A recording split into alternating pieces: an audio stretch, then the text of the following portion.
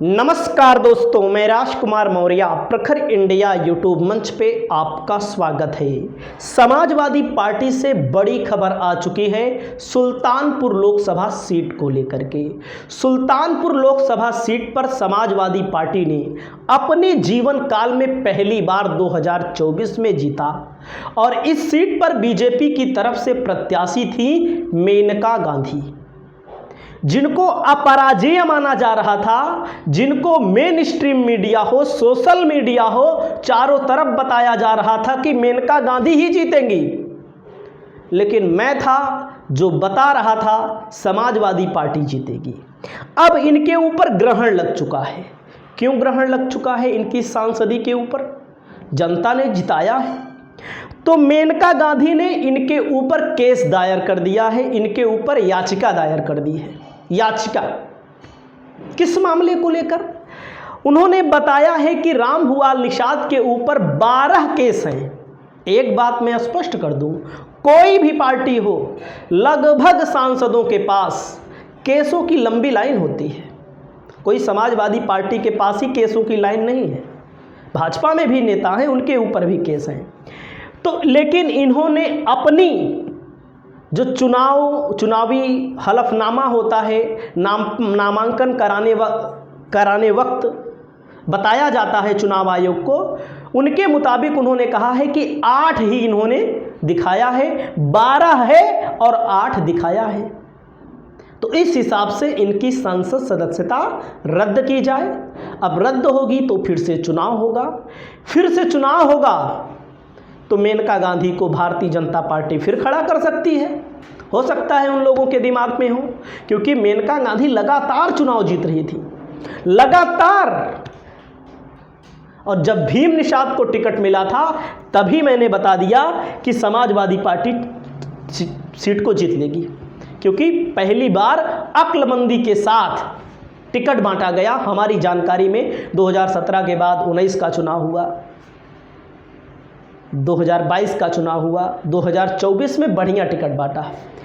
अगर मैं आपको बता दूं खबर क्या है तो मैं आपको दिखा देता हूं, नहीं तो आप लोग कहेंगे झूठ बोल रहे हो। आपके सामने न्यूज़ खोल दिया है, इसमें एबीपी न्यूज़ ने छापा है कि यूपी में कम हो जाएगा अखिलेश यादव का एक सांसद। बीजेपी की मुंह के पूर्व मंत्री कोर्ट में याचिका दाखिल कर चुकी हैं। पूर्व सांसद मेनका गांधी 2019 में जीता था, तो इन्होंने याचिका दायर कर दी है। अब याचिका दायर कर दी है तो अलग अलग लोग अलग अलग मायने निकाल रहे हैं। रामभुआल निषाद 43,174 वोटों से चुनाव जीते और यूपी ने उत्तर प्रदेश में 37 सीटों को जीता। तो अब एक खबरें आ रही हैं, तो जो समाजवादी पार्टी चुनाव जीती है 37, जैसे कुछ नेता हैं बीजेपी के, वे कह रहे हैं कि झूठ का प्रचार करके जीता गया। कुछ लोग कह रहे हैं संविधान का सहारा लिया गया।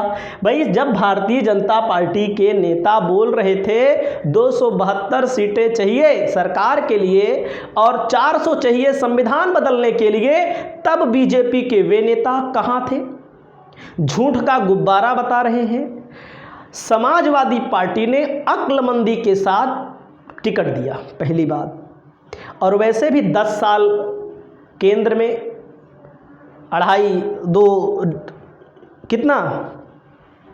7.5 साल हो गया है यूपी में, तो जनता को कितना दिन बेवकूफ़ बनाएंगे? जनता एक बार बन सकती है, बार बार नहीं बनती है।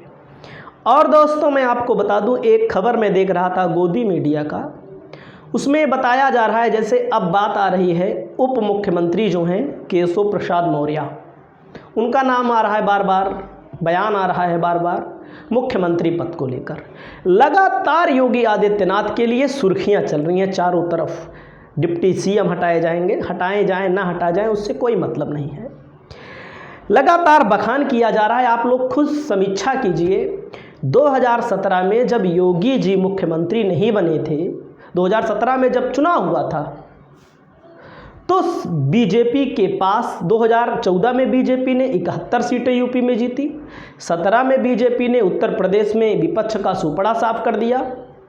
जब योगी जी बैठे तो कब चुनाव हुआ? 17 के बाद 19 में बीजेपी की सीट कम हुई, 19 के बाद 22 में बीजेपी की सीट कम हुई, 22 के बाद 24 में बीजेपी की सीट कम हुई। उस रिपोर्ट में लगातार योगी जी का बखान दिखाया जा रहा है। मतलब कि हमारा मानना है, जब से योगी जी उत्तर प्रदेश में मुख्यमंत्री बने हैं, बीजेपी की सीटें कम हो रही हैं। और आप देखिएगा 2027 में बीजेपी की सीट और कम होगी। और मैं आपको बता दूं, जो मान लीजिए इनकी संसद सदस्यता जाती है, चुनाव होगा ना, समाजवादी पार्टी भीम निषाद को लड़ा देगी, फिर जीत लेगी सीट। और ऐसे तमाम नेता हैं जिनके खिलाफ कुछ केस हैं, उसमें बाबू सिंह कुशवाहा भी हैं, उसमें आप देखेंगे अफजाल अंसारी भी हैं। ऐसे तमाम नेता समाजवादी पार्टी के हैं और धर्मेंद्र यादव भी हैं, जिनके खिलाफ फाइलें आने वाले समय में खुल सकती हैं। इन लोगों के खिलाफ जो फाइलें हैं, जो मामले पहले से दर्ज हैं, उस मामले में सजाएं भी हो सकती हैं। समाजवादी पार्टी के सांसदों की संख्या को कम करने के लिए भारतीय जनता पार्टी की तरफ से कुछ ना कुछ जुगाड़ जरूर किया जाएगा। इसको आप तय मानिए। रामभुआल निषाद के ऊपर तो मामला गया ही है। वहीं पर समाजवादी पार्टी के नेता हैं ललितेश पति त्रिपाठी, जिन्होंने हाईकोर्ट में याचिका दायर की है। किनके खिलाफ आज याचिका दायर की है? जो बिंद हैं, भदोही से सांसद जीते हैं, वो दूसरी पार्टी के सदस्य रहते हुए, निषाद पार्टी के सदस्य रहते हुए बीजेपी पर टिकट पर लड़े हैं। तो हमारे कहने का मतलब, अगर किसी पार्टी के आप सदस्य हैं, उनके कहने का मतलब, हमारे कहने का मतलब नहीं, किसी अगली पार्टी के सदस्य हैं तो उस पार्टी से इस्तीफा दो, तब चुनाव लड़ो आप। उनके खिलाफ सपा वालों ने किया है। बांसगांव में चले जाइए, कांग्रेस के प्रत्याशी थे सदल प्रसाद, मामूली अंतरों से चुनाव हार गए। कमलेश पासवान वहाँ के सांसद चुने गए, उन्होंने भी हाई कोर्ट गए हैं। उनको लेकर भी कुछ हो सकता है। भाई अगर सपा वालों को होगा तो बीजेपी वालों को भी होना चाहिए। वहीं पर फर्रुखाबाद में आपने देखा होगा जो धांधली हुई, उसको तो आप इग्नोर ही नहीं कर सकते हैं। सबसे लेट रिजल्ट अगर कहीं आया तो फर्रुखाबाद में ही आया।